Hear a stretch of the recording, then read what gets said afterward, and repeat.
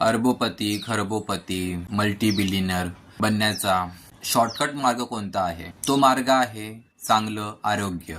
चांगलं आरोग्य म्हणजे काय? चांगलं आरोग्य चांगलं म्हणजे तुम्हाला भरपूर प्रमाणामध्ये चांगलं वाटलं पाहिजे.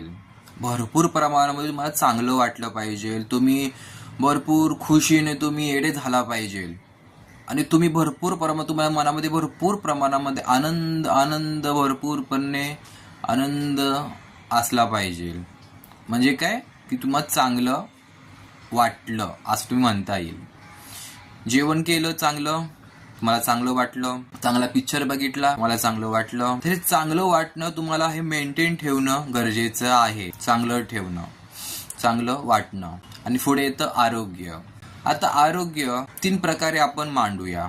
एक शारीरिक, एक मानसिक, एक भावनिक. या 3 स्तरावरती तुम्हाला चांगलं वाटायला सुरुवात झाली की तुम्ही समजायचं की मी यशस्वी व्हायला लागलेलो आहे. समजा आपण एक आता क्रिया केली.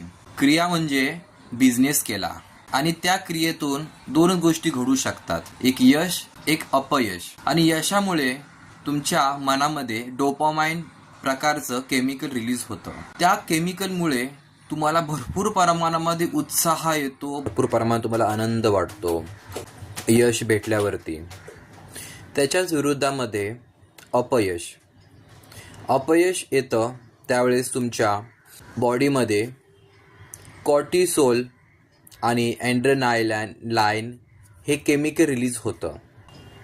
त्यामुळे तुम्हाला भरपूर प्रमाणामध्ये निराशा, वाईटपणा आणि भरपूर प्रमाणात तुम्हाला दुःख वाटतं मनामध्ये.